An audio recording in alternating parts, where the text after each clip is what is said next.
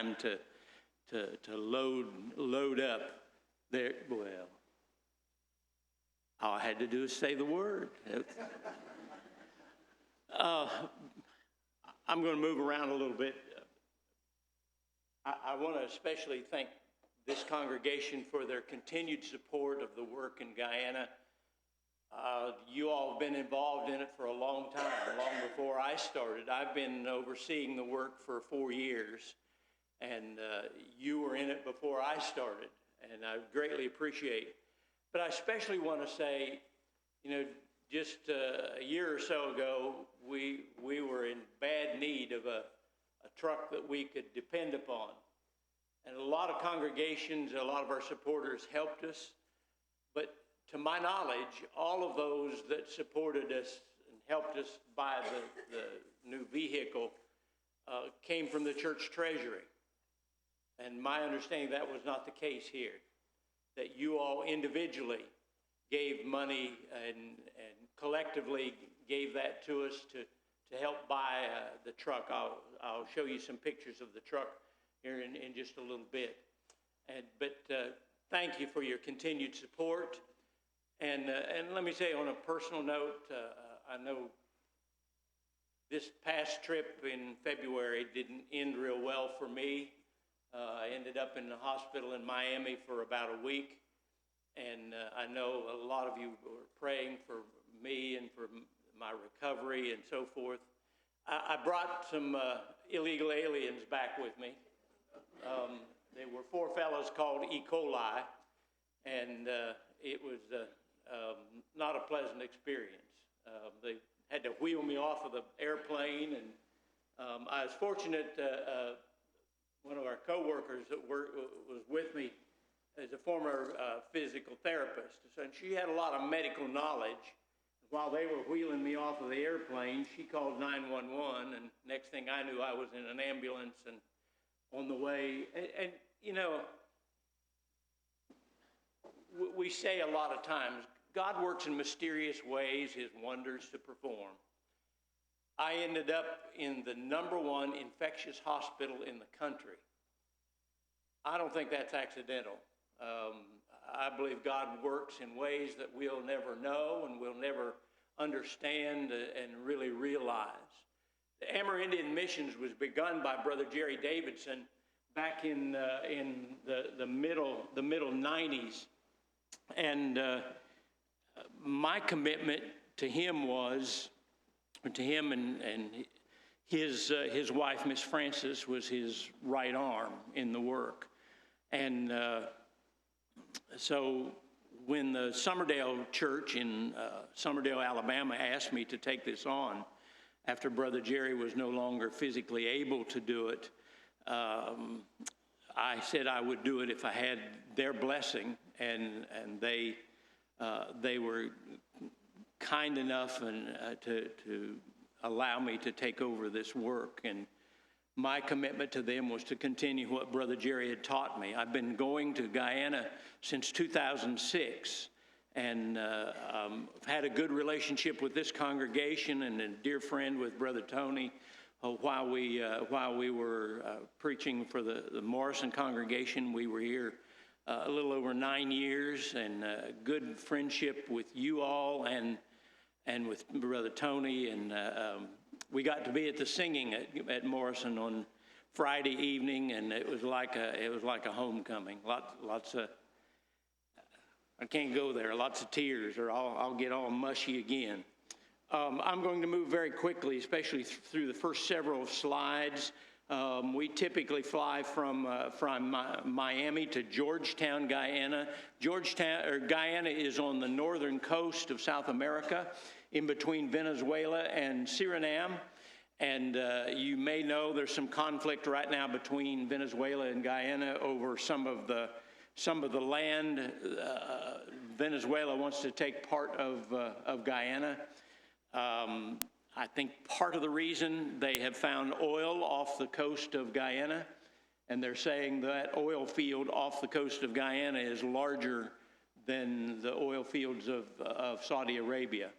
So everybody wants a piece of the action, wants a piece of the money. that gives you a little bit of an idea of where it is. It's not a large country, population a little under 900,000. We work primarily with the Amerindians. The Amerindians are the indigenous people of South America, like our Native Americans here in North America. Their culture and way of living goes back hundreds of years. Many of them still live like their great-great-great-great-grandfathers lived, and conditions that you and I would be very uncomfortable in. There's another map of the country just to kind of give you an idea. Georgetown is up on the coast. We end up usually down in the southwest part of the country, right on the Brazilian border. And if the equator is the center of the earth, as we understand it, at zero, where we spend most of our time is at about 3 degrees north of the equator. So it's a little warm in the summertime, it's a little warm all the time. 100 plus degrees usually in the daytime, up to maybe as much as 120, but it'll cool way down at night to maybe 85, and not fun sleeping in tents in those conditions. That kind of gives you an idea of where we go from Georgetown to Lethem. Usually we fly, but the last 2 or 3 times I've been there, I've ridden with my right arm down there, Brother Sunil Joseph, in the truck. And one of those trips is the reason we needed to get a new truck. It was a 2003 Toyota Tundra. We had replaced every single part except the transmission on the underneath side. It's about 330 miles of, and of that 330 miles, probably 300 of it is dirt road. The last trip I made, this most recent trip, that 300 miles or 300 plus miles took us 16 hours to get back to Georgetown. So that tells you it's kind of a rough road. This is Brother Jerry Davidson, a dear, dear friend. I miss him. I loved him. I wish I had just a fraction of his wisdom, but he taught us a lot about the mission work. The one picture there of him with the laptop in front of the tent, I just thought was, that's kind of typical of our work in the campaigns, but not often you see people at a tent with a laptop, but Brother Jerry was a very, very special friend, and I was honored to perform his funeral. He got Parkinson's, and he really made 2 or 3 trips that he should not have. He and I shared a special day in that we were within 2 or 3 days of my birthday and his wedding anniversary.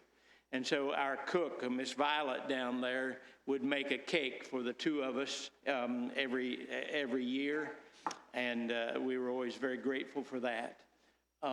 His wife, Miss Frances, provided the funds to have this plaque mounted on the building down there in honor of Brother Jerry and the work that he did to establish that congregation and many other congregations around the country. That was at Brother Jerry's funeral. It was very, very emotional time. This map shows a lot of the cities. We don't work in every one of these cities, but many of them we work in. We work most heavily in the southwest area. Lethem is kind of our base camp, you might say. We still work with about 5 or 6 congregations in the northern part of the country, but in the south, we are literally right on the Brazilian border. The Amerindians are made up of 9 different tribes, and those 9 different tribes speak 9 different languages. It's not just dialects of a language. They speak 9 distinct different languages.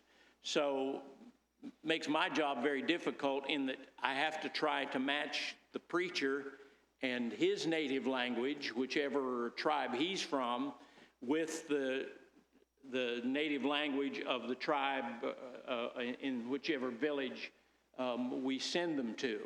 That's a part of the job that I don't particularly like. I'm not the Pope or the bishop or anything else, but somebody has to send them, and that falls on me, at least at the present time. This is a couple passages out of their Bibles. John 3:16, if you want to attempt to read that, I'll give you about 30 seconds to get through it. Their languages are difficult.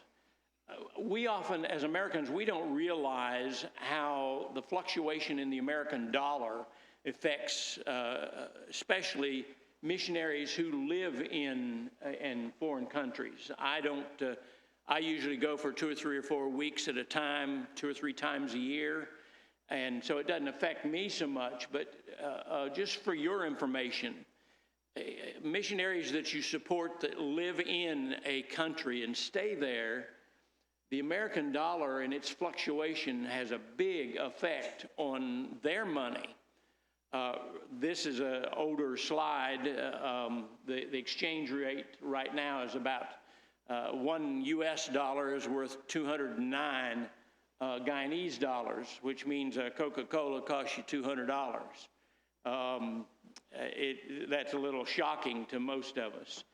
I think you all helped us with this particular work we did back at the beginning of COVID.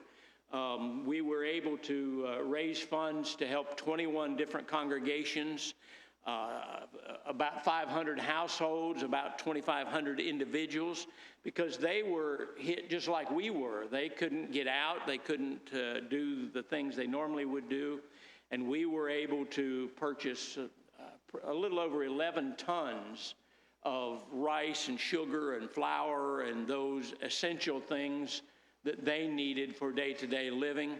And again, my right arm, Brother Sunil and his family, his 2 children and wife, bagged up a bag for every single individual in every congregation of those 21 congregations. He traveled about 2,500 miles to deliver that to all those different congregations. This is the congregation in a little village called Kukumbai, and you can see the bags of groceries that they had been given during 2020, during that COVID year. We were privileged again to be able to raise funds to help the secondary school in the village of Paramakatoy, which is up in the mountains. It's a beautiful, beautiful village. 3,000 feet in elevation, so it's not quite so hot, but we were able to raise funds and provide 10 laptop computers for the secondary school there. The laptops were all loaded with all of the information, all of the videos and the work that World Video Bible School has produced, and the password for the laptops was Church of Christ. And so there's a lot of, there's certainly a lot of Bible information, but there's a lot of scientific information that comes out of World Video Bible School as well. I had the opportunity only 2 times to sightsee in the years that I've been going. We went to Jamestown, and that may ring a bell with some of you, where I think about 930 Americans died.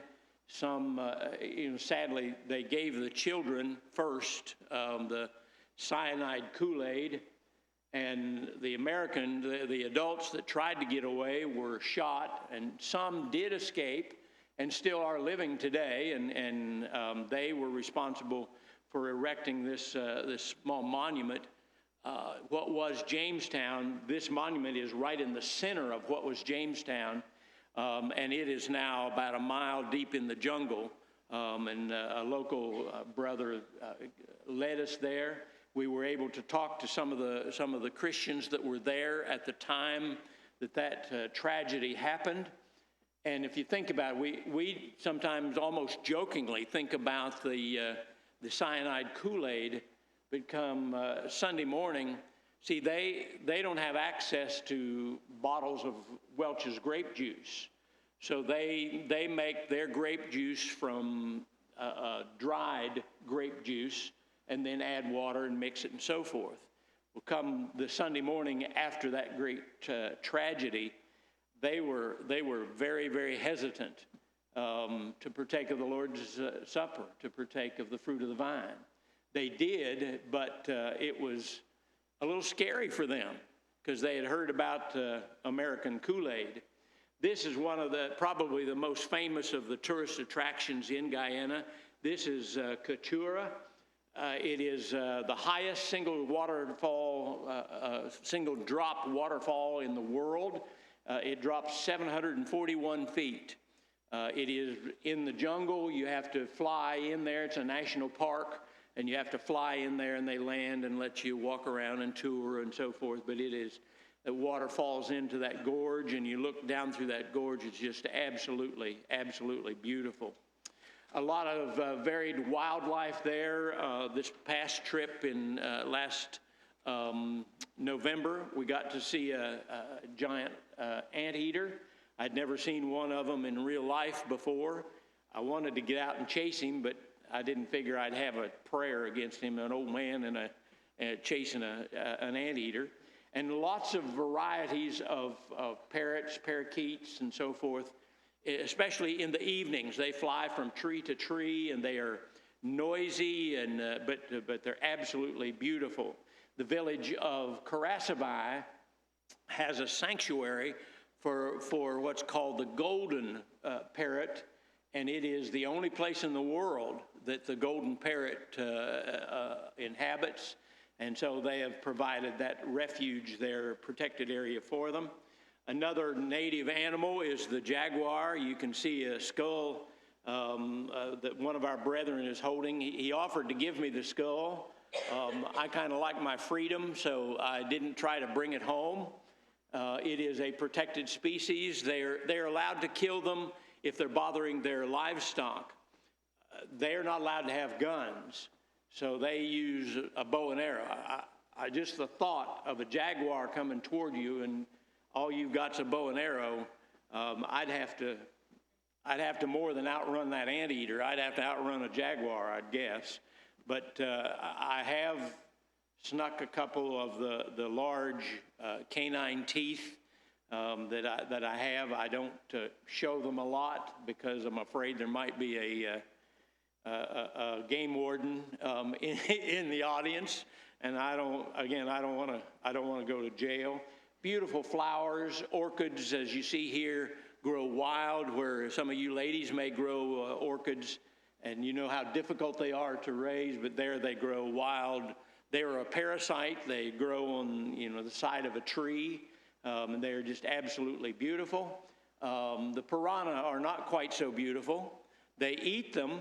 You'll see them hanging up on a line, drying, and they'll dry the meat and then eat the meat. That is, if the piranha doesn't get you first.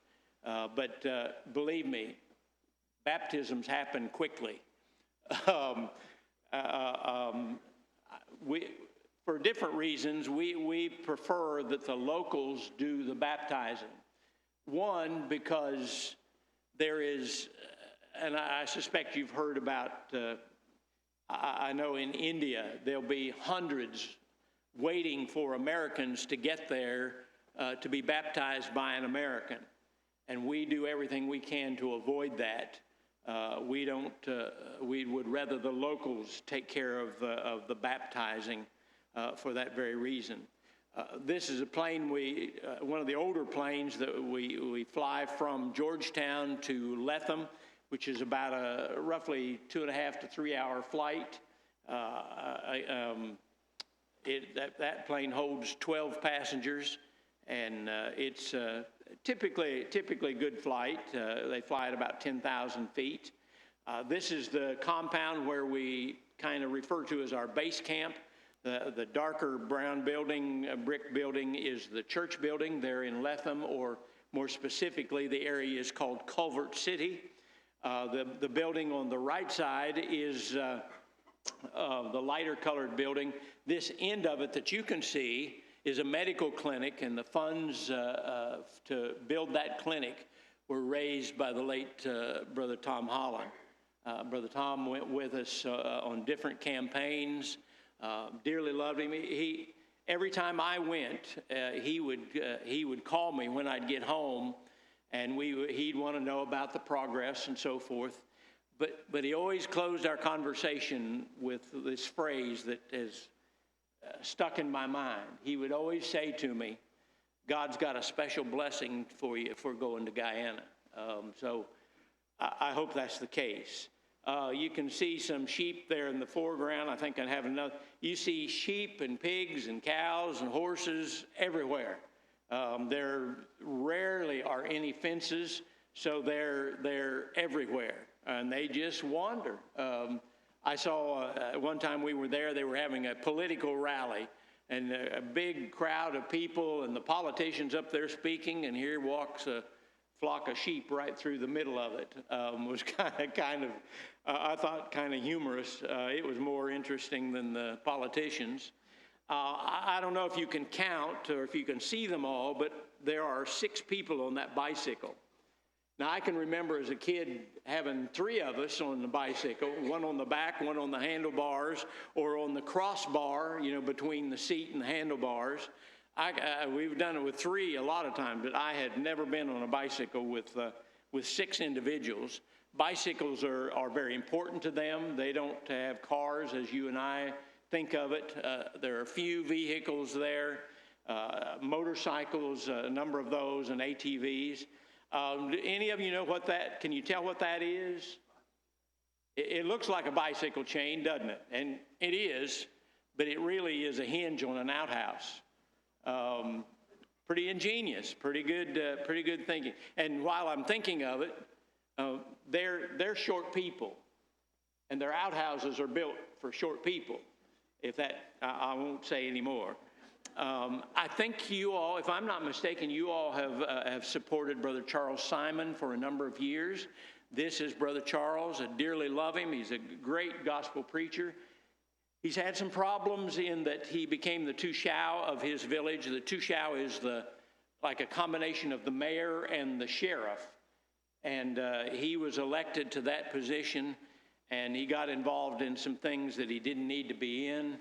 And we've taken him out of preaching until, Lord willing, if I can go back in October or November, hopefully we can get him back in the pulpit. He is an excellent preacher, and we dearly love him. He's just a wonderful, wonderful person, kind and soft-spoken, and just a good man.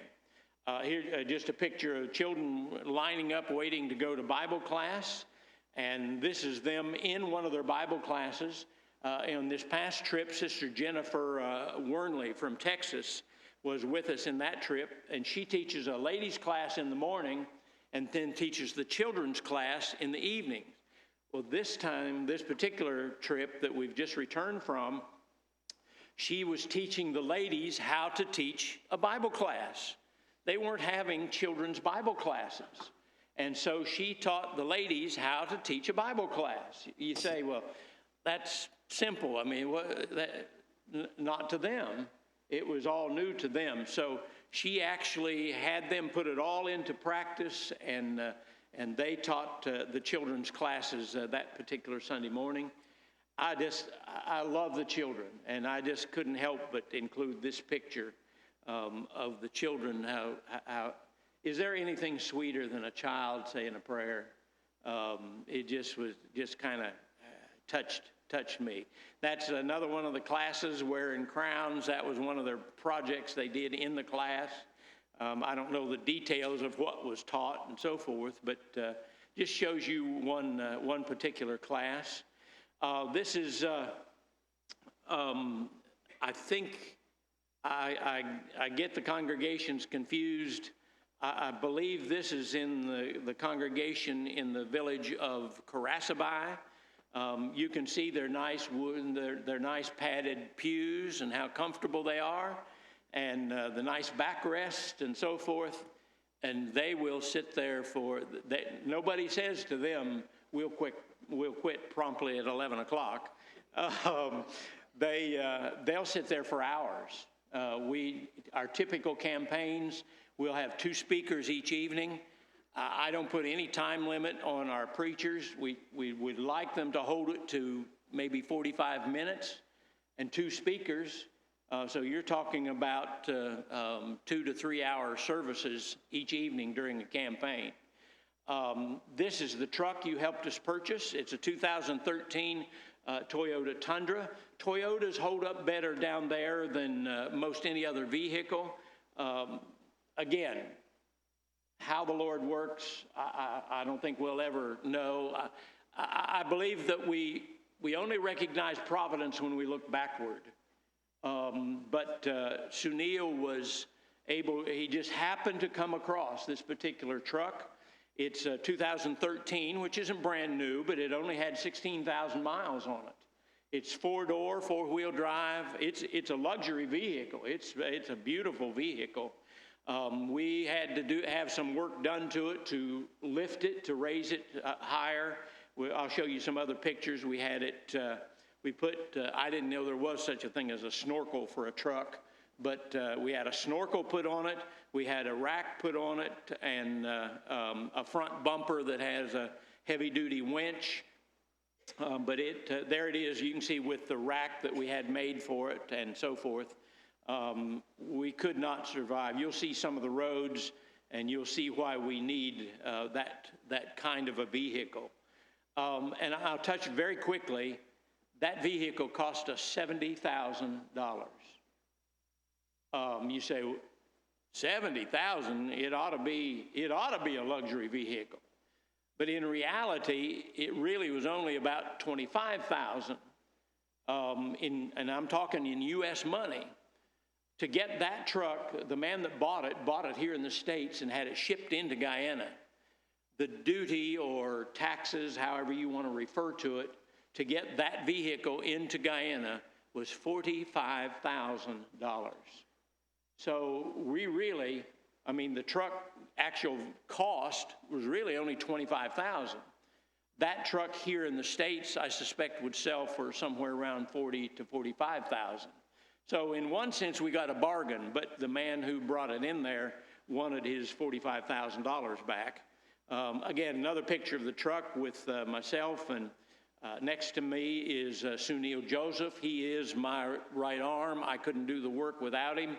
And 2 of our preachers, Brother Glenn Brown and Brother Caro Moses, getting ready to go on a campaign.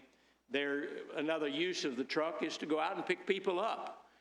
Many of these people, I'll tell you very quickly, I remember one young woman was at one of our services and had a young baby that she was carrying. She had walked 6 miles that morning to come to worship. I asked her if she planned to come to the evening service. If she wanted to stay, we'd feed her lunch and she could just stay there the afternoon. But for some reason, she needed to go home. So she walked 24 miles that day, back and forth around to her home and to the church. We were meeting in the community building. 24 miles she walked. And we grumble if we have to park in the second row of the parking lot. But there are some I've known of ones who've ridden bicycles 20 or 25 miles to come to a worship. Can you imagine? We've already talked about the pews. Can you imagine going to that extent to be able to go to a worship? This is kind of gives you some idea why we need the vehicle that we have. We oftentimes have to go through rivers. I'll show you some other pictures, Lord willing, if I'll hurry along. This gives you an idea of some of the quality of roads in which we have to travel. This is a road going into the village of Caraçabai, which is right on the Brazilian border. Some of the nice, up-to-date bridges. And as you cross the bridges, some of you who are older probably remember bridges like that in this country, and you remember how as you go across, you hear it go clap, clap, clap, clap as the boards slap together. That's the way their bridges are. I'm trying to watch the clock. In fact, I'm on Eastern time, so we're already an hour over. Um, it was interesting. A recent trip back from Lethem to Georgetown. There'd been a lot of rain. You have to travel through the rainforest to make that trip. Well, the roads were flooded, and one of our brethren, Brother James Pendley, who's from Gadsden, Alabama, has a drone, and he loves to play with his drone. But he sent his drone up and was in the truck and had the drone follow our truck going through this flooded road, which made for a very interesting picture. The other picture, you can see the water rushing across that road.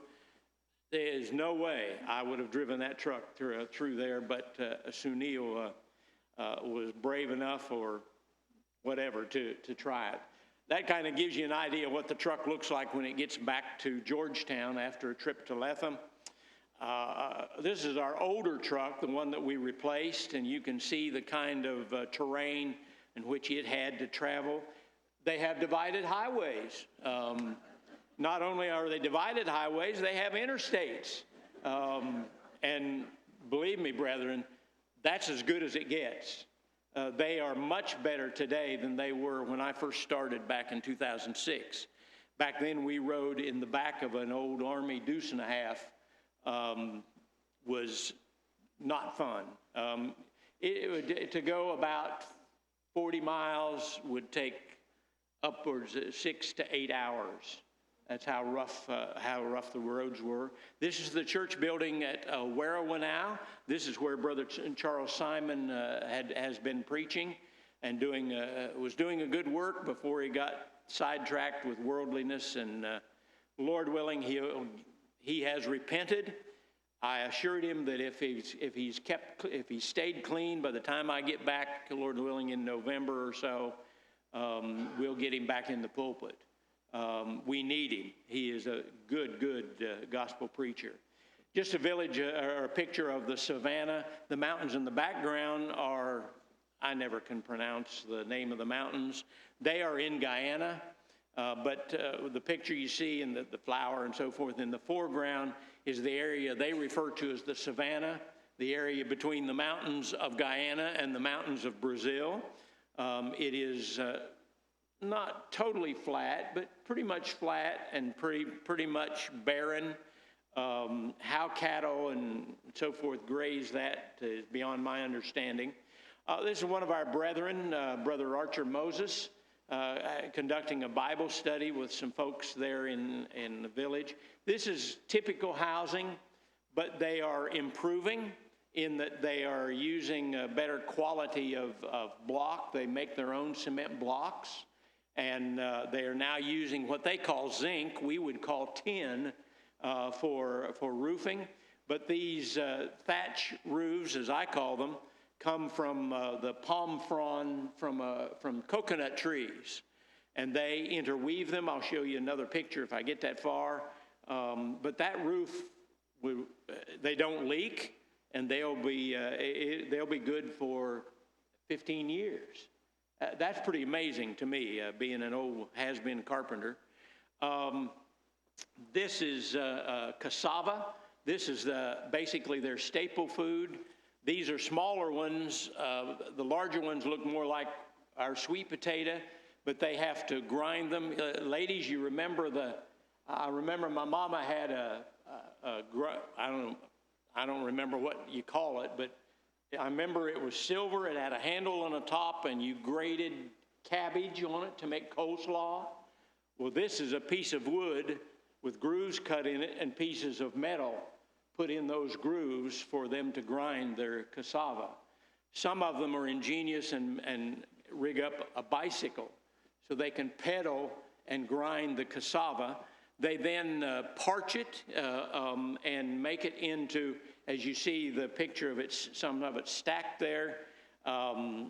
They store it on the roof of their house for some reason. I don't understand that exactly. But if you're a connoisseur of cardboard, you would love cassava. In fact, you'd probably prefer the cardboard. This is the church building, and we've been very blessed to find one of our preaching brethren from our school that is willing to go to the village of Monkey Mountain, a very, very remote village. They get an occasional airplane in there. ATVs struggle to get up there to where this village is. Some of the money that you all have given and other congregations we've used to renovate some of the buildings. There you see the building, the front of the building after it's been renovated. The floors inside were rough sawn, and Brother Sunil was able to spend a good bit of time refinishing their floors, painting the inside of the building. Brother Jerry bought that building a number of years ago. It was a dance hall, a bar. And he bought it and converted it into a building for the Lord's church. This is another rehab project we did. This is the church building at Maruka. In fact, some of our brethren, Brother Sunil and Brother Foster Simon and Brother Danny, are in Maruka today conducting sort of a mini campaign in that village. The upper level is the living quarters for the preacher. But you can see how it began and the finished product. There was a homeless brother there in that village, in the village of Maruka, and the brethren there wanted to provide him with a home. They have no money, so we provided the funds to buy material, and the brethren there built him this little house where he could get in out of the weather and have a decent place to sleep. I think this is in the village of Awerawa now, if I'm not mistaken, one of a typical assembly. I imagine this was probably a Sunday morning worship. And they come out in larger numbers when they know Americans are there. This is the way we used to do doing campaigns. We slept in tents, if you can imagine that. You know, as I said, it'll cool way down to 85 or so at night. Let me give you a challenge. If you're familiar with these kind of dome tents, try putting your pants on in one of these tents. I mean, you have to lay down on the ground and put your pants on. So I got extravagant, and I bought me a tent like we would use here, as our people would use for camping, you know, a tall one and so forth. And they all teased me about the Taj Mahal and so forth. And the next year, almost all of the Americans had a Taj Mahal of their own. They didn't like laying down to put their pants on either. These are three of our preachers. Brother Glenn Brown. Is it Brother Glenn Brown that you all support? That's what I was I was mistaken when I said Charles Simon. This is Caro Moses. We have a lot of Moseses down there that are great gospel preachers. He just recently finished in the last graduating class of Guyana Christian University, which was begun by Brother Jerry Davidson. It is now under the oversight of the Eastern Shore congregation in Daphne, Alabama. And it's a 2-year program. They come for about a month at a time, and because they need to be home. They need to raise their gardens and farms to provide for their families. That's myself and Brother Charles Simon there on the far side. Another Bible study. Some of you may know Brother Jerry Finney. Used to be at the Pleasant Knoll congregation down in there, a suburb of Morrison. But conducting a Bible study with some of the local brethren or some of the local folks. Here's a man making the cement blocks that they use. They take mortar or concrete and sand and mix it, and then they literally pound it into a form, and then set them out to dry, and they're very durable. They do very well. This is what it's all about. Baptizing people into Jesus Christ. And, you know, Brother Tony, I always wondered, and now it makes a lot of sense to me, I always wondered why they went so deep in the water. Well, it's a whole lot easier to bring a person up when you only have to bring them up from the shoulders. You don't have, instead of like we do, where it's usually waist deep. But one of our brothers, I believe that's Brother Carol Moses, doing that baptism. Another meeting of the brethren, again, I think that's Karassabai. You can see the very comfortable benches that they use. This was in 2006, my very first trip, very first time we went to the village of Sand Creek. I had the privilege of baptizing Louise Ramdani. She is now, she's been faithful for all these years since 2006. She's now in very poor health. The last trip down there, I got to see her and be with her. She and I, we have a special bond in that she was the very first in Sand Creek, and she walks the village. When she was physically able, she walked the village. In fact, had asked me to buy her one of those Bibles that have a clasp on it, you know, where it's easier to carry when you travel or walk around. She's been a strong asset in the church. Where we're sitting when this picture is taken is what they call a banab, which is a few, maybe 4 or 5 poles and a thatch roof is all it is. On Friday and Saturday night, it was a bar and dance hall. When she became a Christian, she shut it down. She had the distributors come and pick up the liquor that she sold in her store. And she has been a faithful, godly lady for all these years. Another brother that I was privileged to study with and baptize, Brother Benedict James, he had spent 2 years in a Catholic seminary.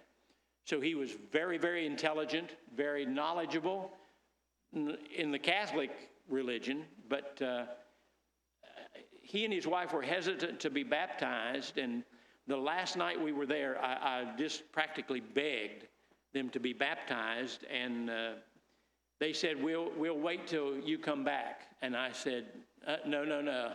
You're not putting your salvation on my shoulders. I don't know if I'll even make it home, let alone ever come back. And I said, we're leaving at 6 o'clock in the morning. We're loading the trucks at 6 o'clock in the morning. And at 6 o'clock that next morning, he and his wife were there and were baptized into Christ. So I'm very, very proud of Brother Benedict. Another study going on there, and that's a termite mound. They are oftentimes as tall as I am, sometimes taller. You see them frequently around the country.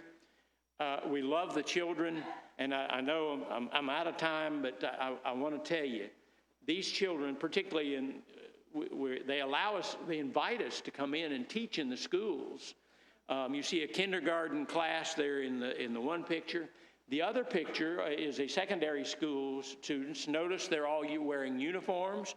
Keep in mind they live in what we would call a shack with dirt floors, and those uniforms are, spotless. They look like they just came from the dry cleaners. But when they come to school, they automatically line up, as you see there. They say their Pledge of Allegiance like we used to do in the good old days. They sing their national anthem, and they say the Lord's Prayer before classes start every day. The teachers also have them do some exercises, some jumping jacks. Typical bathhouse. Keep in mind, they're short. We're not. So you have to work to remain modest. I'll close here very quickly. I just wanted you to see this picture. It looks like a really rundown shack, doesn't it? But do you notice there in the very center is a solar panel? And they probably have one light in their house. My very first funeral in Guyana, the preacher came to me after the morning worship at about 11:30, 11:45, and asked me if I would do a funeral. And I said, well, sure, I'd be happy to help any way I can. And I said, when is the funeral? He said, at 1 o'clock. And so I was told it was the man that died was a brother I came to find out later he was just about 5 minutes before the funeral, he was the town drunk. I just laid aside what funeral notes I had and just preached a gospel sermon. Most of the people there were not Christians. And so there you see me on my power machine. That's electric bicycle. I wish I had it here. It is a bicycle. You can see there are pedals. It doesn't require a helmet, doesn't require a license. And the picture on the other side, they didn't just happen to take that picture. I'm the one in the back in this picture, and they were for sure the preacher was going to fall in the mud hole. And they took a picture thinking they were going to get me a picture of me in the mud hole. I think I went the wrong direction. Not all of our preachers, but most of them. You see a few of the white guys, us white guys in there as well. But that's the majority of our preachers. We now support 24 preachers. When I began 4 years ago, we had 9 preachers. We had absolutely no supporters. The Summerdale Church gave me some money to use, and we now have about 30 supporters, individuals and congregations, and we support 24 preachers. So I'm very proud of how the work has gone. One of my favorite pictures, this is our 2 sons, and my granddaughter went on one campaign with us to the village of Paramacatoy. This is going up the river about 50 miles, to the village of Maracaibo. It's about 50 miles up that river to the village. The church building at Maracaibo, the congregation at Maracaibo in their morning worship. This is the preacher there, Derek John. He is now the Tushao of the village, and he is the national president of the Tushao Association. And he travels all over the world representing Amerindians around the world. You saw some of the buildings and the open timbers in the building. They are all cut, just as you see there. They are all cut with a chainsaw. And it is amazing how accurate, I'm an old has-been carpenter, and to see how accurate and uniform their lumber would be after it being cut by a chainsaw. The most recent graduating class from Guyana Christian University, I taught in the school a good bit, but the brethren at Gatlinburg limited how much I could be gone, so I had to give that part of it up. This is what we preachers do the best. Is that not right, Brother Tony? Mothers love us for being able to accomplish that. I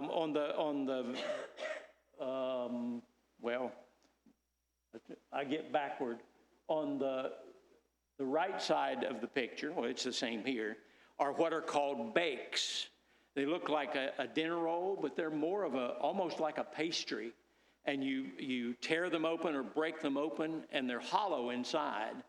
They are deep fried, and you can fill them with jelly or cheese, and they are absolutely delicious. Just some of the children, I love to take pictures of the children. They do their bathing, washing, laundry, dishes, toothbrushing, everything in the river. A little gross to our way of thinking. Typical way of travel, both of those, whether it's a dugout canoe or an oxen cart. This is what's called a banob. This is a very large banob, and you can see the men working up there replacing the roof on this banob. And they have an interesting way of interweaving the palm fronds to where they'll stay together. Any of you recognize what that is? That's cashew fruit, and you need to say it that way. The lower portion, the yellow part, they eat and make different things from it.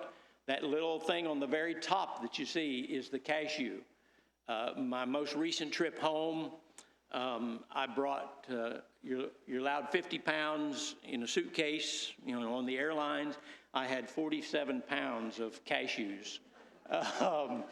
And they're raw, and Charlotte will roast them, and they're delicious. Children walking to school, I'm trying to hurry. Again, this is what it's all about, baptizing people into Jesus Christ and being able to teach them and lead them to the Lord. One of the assemblies, I'm not sure where that one was, that one either. I think that one is, I said before, I think that one is at Kukumbai, if I'm not mistaken. I'll baptize. We prefer the locals baptize, but for sure we encourage the locals to do the baptizing when it has to be done at night. They have anacondas.